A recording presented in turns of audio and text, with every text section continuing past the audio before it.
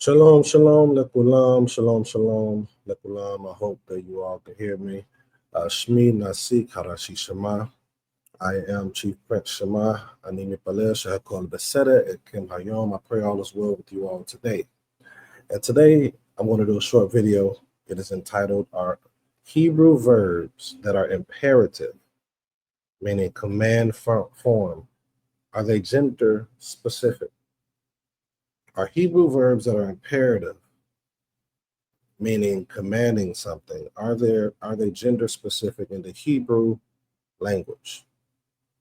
So I wanted to make this video so it could be spread out a little bit. You know, a lot of us are learning the language, we're trying to grow in it. So we are looking words up and looking verbs up, and I'm starting to see a pattern with that, which is still amazing in itself when you're trying to learn and grow and build on your own. But what I want to do is just kind of provide some things that can possibly help. So we're going to go ahead and deal with the word hear, the shmoa, to hear. But we're going to use biblical texts, the Tanakh, or the Hebrew to kind of bring out what I'm trying to say, because I want to make sure that I show that so that you can look it up for yourself, and you also could get a different perspective or a point of view that's more sound, that can help you understand that Hebrew is gender specific. And we got to look other places to get a greater understanding as to why certain things are being said and done that we may not have an understanding on. All right, so let's start with the very first thing that most of us know, and that is Devarim 6 and 4. Right? Devarim 6 and 4. In the English is going to say, "Hear Israel, the Most High power is one." Right? So Shema Yisrael Echwa Eloheinu Echwa Echad. So right here we have Shema, right? Shema, and this is said for everyone. Typically, we'll hear people say, "Shema Yisrael, Yahuwah Eloheinu, Yahuwah Echad," right? So everyone is saying it, and everyone is saying it to the other people, right? It's a command. It's saying, "Hear, Israel." It's Yisrael, but Yisrael. That's what it's saying. So one would think this is the way that we would say it in regular speech. If we're telling somebody to hear or listen, we would think that this is what we are supposed to say, Shema, to each and every one.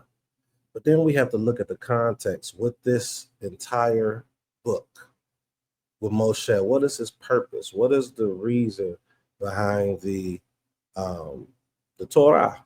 What is the reason and the very perpetual teachings that the Most High was trying to give to us in this fashion? And it is to be one man. When you go to Nehemiah, Nehemiah and Ezra, it literally says that they were moving as one man. So let's stick with one man for a second. Let me take this off real quick. Let me remove that. Keep that in mind. One man. I'm not going to go to Nehemiah. You all could do that. Study that yourself. But I'm telling you that when they were creating and reestablishing these things, it was saying that they moved as one man. So let me give you all a little bit. Let's stop this sharing this screen. Let's present it again. And let's do something real quick. So you all should be seeing this. Let me make sure you all see it. All right. So this is a good thing. It's called Pe'elim. And Pe'elim is really good as it pertains to biblical Hebrew. It's really good with the tenses. These are the things that we are missing as a people when we're trying to reestablish our language. We're missing the tenses. We're missing and not understanding present tense, future tense, past tense. We're missing and not understanding masculine singular and plural masculine and feminine singular and feminine plural. We're missing that. We're not understanding that. We're allowing wanting to go back to our past and ancient understanding, and it's calling us to confuse a little bit of what the ancient understanding actually was. So remember, we're in Devarim 6 and 4, and it says, Shema Yisrael Yahweh Eloheinu Yahweh Echad, right? And he's talking to everyone. Listen. Let's go down here. Right here, you have different tenses. You have the present tense right here, right? Then you have the past tense. Now notice right here, Shemati, I heard. Shemati has a yod there. So yod is not always possessive. It's normally possessive when dealing with a noun, like achi, achoti, ishti, my wife, my brother, my sister. That yod comes there when it's possessive, when you're possessing it, right? So the yod does not always mean possessive. It depends on what is being utilized. Typically, a verb is not being possessed. It's the noun. So let's keep going. That's not what I was making this video about, but as I was going here, I was showing that. Give me a second. So yeah, Shemati will be a verb. It's not possessive. You're really going back to the past tense. So you're saying I heard. Okay. So for example, like a noun for my praise will be tehilati, right? Tehilati. That's a noun, right? You have tehillim, things like that, right? But tehilati is dealing with my praise. But then you have hali, right? Is saying it's commanding one woman to praise, right? Hali. But then you have halali. You can use that. It's not technically biblical, but you can use that and say my praise, but that's typically a little bit outside of the norm. So hali will be, let's go down for this example right here. So now we're using the here. You have Shema. This is to a man. Remember I said that in Nehemiah that they were moving as one man. Keep that in mind. Right here you have Shemi. Shemi. Almost sounds similar with like Shem. People say Shem for name. I teach it as shame. But if you say Shmi or Shemi, you're saying my name. But here's the problem. Look at this. Look what I'm circling. The Shem-E would be the Shin, the Mem, and the Ayin, and then a Yod. But the my name would just be the Shin, the Mem, and the Yod. So this is very important when you are building your vocabulary. If your vocabulary is not great, it can be confusion depending on how you're pronouncing something. Shemi can be name, but if you say Shem-E, because of that ayin, then that's a different word. All this is important, but this is not my point. It's just interesting that as we go through this, I have to point it out, okay? So let's get off this. I wanted to show you this right here, Shemai, right? Shemai. This is here to one man. It's a command. Imperative means command. You're commanding someone. And when you go back here to the text, you see that it's the same thing. Look at that. Look at these 5 points. Shema, same thing. So why is it that Moshe is using this Shema for the people?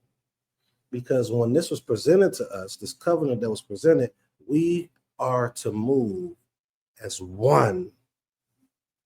When the Most High has sent Moshe to Mizraim, he heard us calling as one man, right? So now, since you call me as one man, now when I'm telling you how to deal with me, I want you to deal with me. This is the best way that you can get a hold of me. If you move as one man, and since the word man is in there, you have to go with the one, singular, and you have to go with the command being Shema. Let me prove what I'm saying. Now we're about to go to Jeremiah. So the rest of the places I'm about to show you is going to show you all plural usages of Shema. Let me do this real quick before I go there. Let me do this really quick. This should be a 20-minute video. It should be. Right now we're at the 10-minute mark. I wanted to be short, but I wanted to be impactful. Here we go. So you all should see this now. You see this says Shema, right? That's what we see in Deuteronomy or Devarim 6:4. Then I told you that this is to one woman, Shemi. Shem'i, right? Watch this. Look at this. To men, this is plural. Shem'u.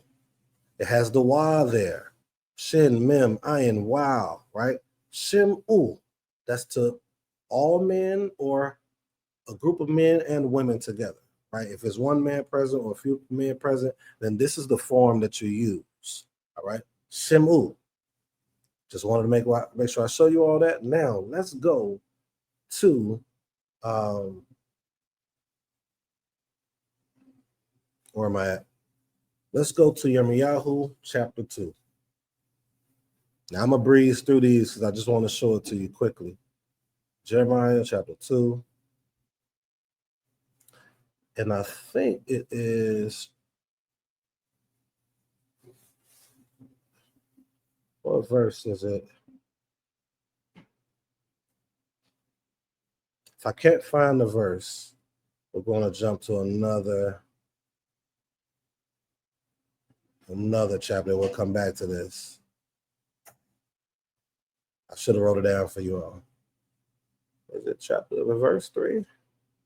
Oh, here it is right here. Verse 4. Now notice, it says, hear the word of the Most High, O house of Jacob, and the whole clan of the house of Israel. So, Shemu deber, Bechwa Beit, Yaakov Ve'ekol, Mishpachot Beit Yisrael, right? So you have Shemu. Wait a minute. Why is it not Shema? Because when you go to Deuteronomy 6:4, he's putting that in place to let you all know to move as one man. Now, if you're in a congregation, if you're telling everyone Shema, that should be understood that we are to move as one man. That's fine. But when you start going into conversation, or if you're not dealing with Deuteronomy 6:4, you're trying to deal with the people and get them to hear, this is what you use. Shemu. The prophets was put in place to bring and rectify what it is we messed up. Give us the greater understanding of what the Most High wanted us to do in the Torah. So now they're coming and dealing with the people. But you can still see Shemu in the earlier writings as well, but I'm just going here. So it says, Shemu deber, right? Hear the word of Yahweh, Beit or house of Yaakov. So this is the word that's used, Shemu,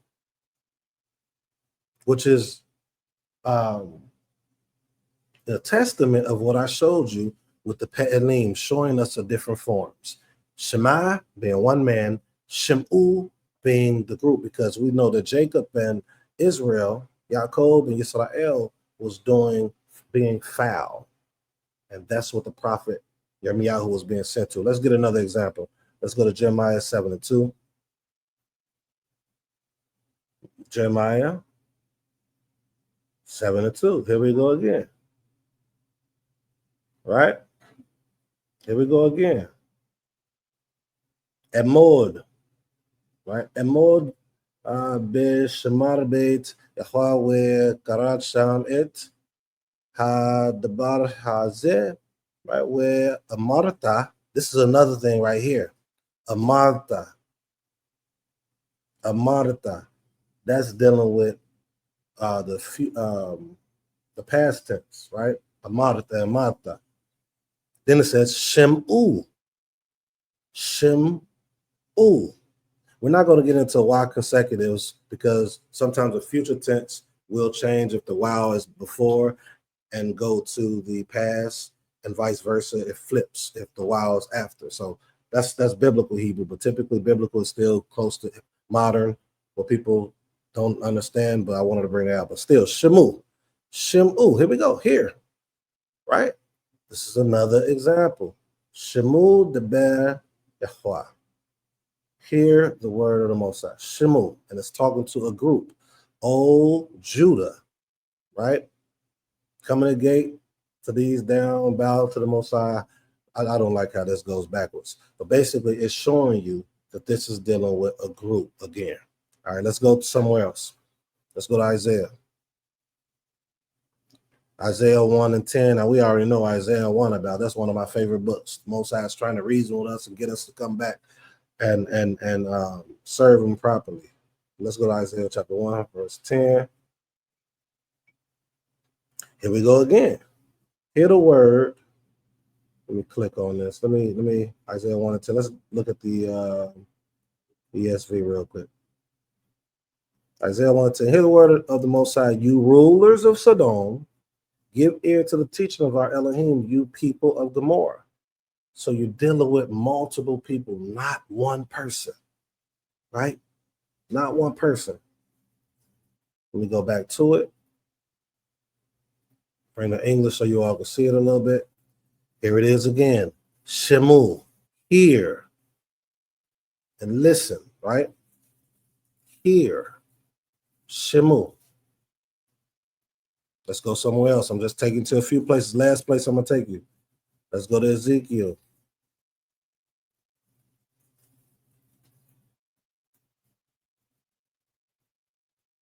Let's go to Ezekiel. Why can't I find Ezekiel? Oh, there it is. Ezekiel 6 and 3. Right? Judgment against idolatry. Here we go again.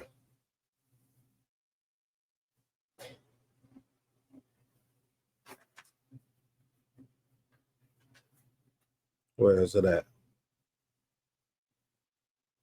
Shemu. Shemu again. Hear the word of the Most High. Thus says the Most High, to mountains and to the hills. So this showing that even when it's speaking of different objects, and it's multiple objects, it's going to be Shemu, multiple, plural. It shifts, it changes. The imperative or the commanding form of that verb has to change based upon the plurality or the singularity of the person or things that you're speaking of. The only reason that Devarim 6, wait, was I showing you all this? I don't even know if I was showing you all this. I hope it was. Let me go back to it just in case it came off.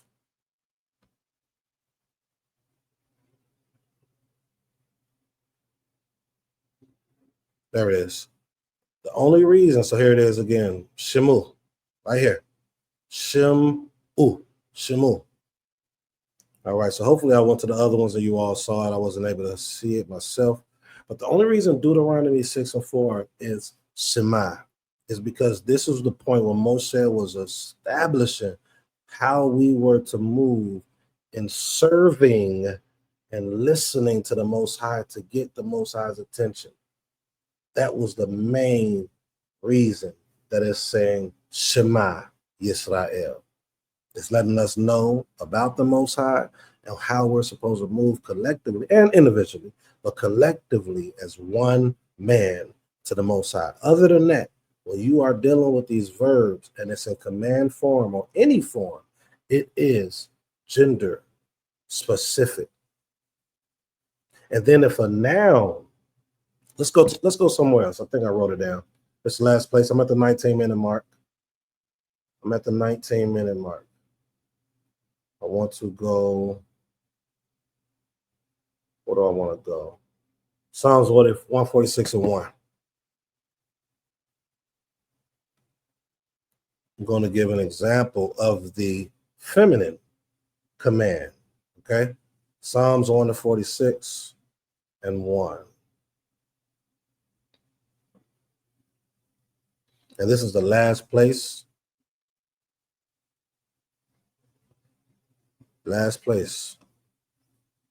Psalms 146 and 1. Now look at this. Now again, I get it.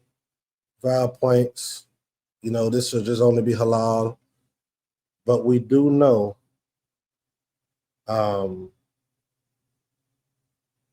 that they change, right?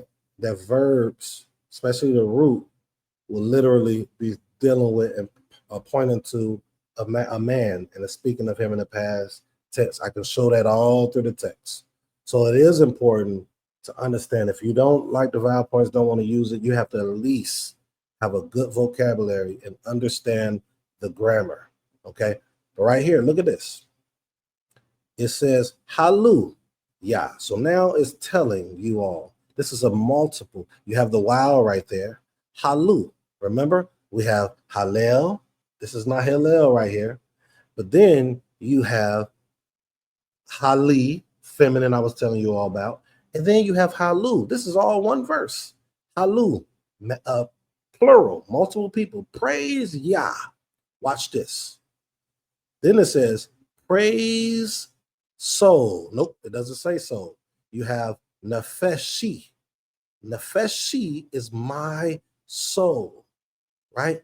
But wait a minute. This is a command too. Praise my soul. So you're giving a command to the Most High. It's a request command. We know we can't argue with the Most High in that sense, but we see Moshe did that too. Moshe was going to be used as a nation himself, and then the Most High said, well, you can't do that. You can't go against your word. These people are going to look at you like you brought these people out and you killed them. So he was talking to him in that manner. First of all, he was righteous. So let's keep that in check. So now he's saying, praise my soul, Yahweh, right? And watch this. Ahala, Yahweh. Oh my goodness. Let's do something real quick. Watch this. Let me stick on this first. So Hali, Nafshi, Nefesh being in there. The reason this is Hali is because this noun is now feminine. Let's click on it. It won't say it in this version. But for those of you look this up, it should be feminine. Okay. And since this is feminine, this verb has to match it. A verb has to match the noun. So this command verb, hali, or halel, people will say, it has to match the noun, nefesh, which is a feminine. For example, if I say ani and I love, since I'm a man, I got to say ohed. If my Isha says I love, she has to say ohebet. The noun, the pronoun is I. So she's speaking from herself, and she's a woman, she has to use the feminine verb. That's the same thing with this noun, nefesh, right? Since it's changed into a feminine, since it's feminine, nefshi, it has to be hali nefshi. All right. Now let's go here real quick. I was talking to Amore the other day, and he was explaining to me how he was taught to respond a certain way and respond to saying like, I will praise. Look at this right here. This is Ehalel. It says Ehela, Ehela, right? Let's see something. Let's see something really quickly. And we're done. Okay, I got to type something in. Give me a second. I'm going to bring it out. Type it in and bring it out.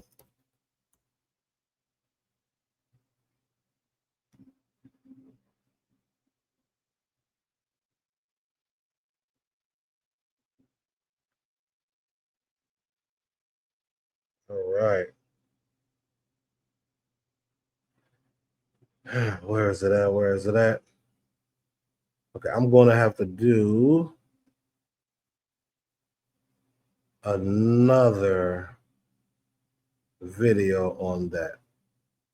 But to close it out, you all, to make it simple, let's end it like this. The Shama in Deuteronomy 6:4 is coming from a place of causing us to move as one man.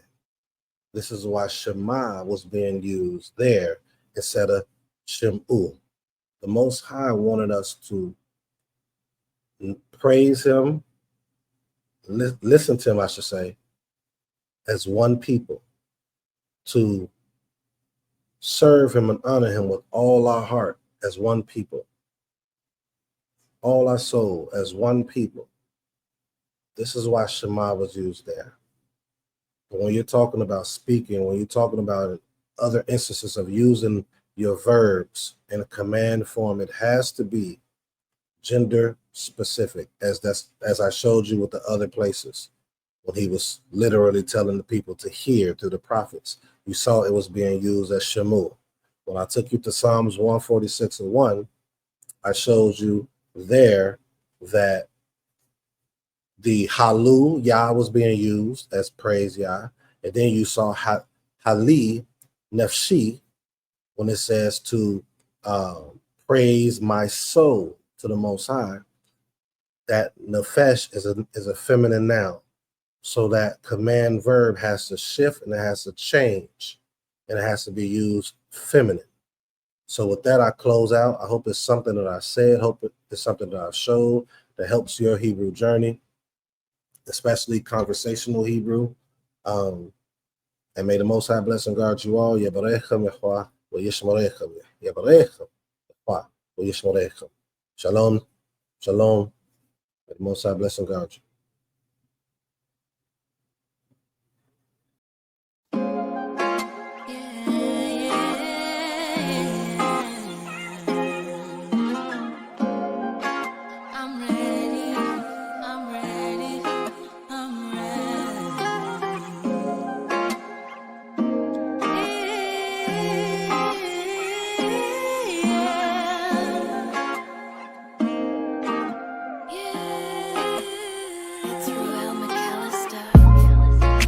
That dream is green, and I don't mean material things. Freedom to the land, to woman and man, as we take up for what we stand.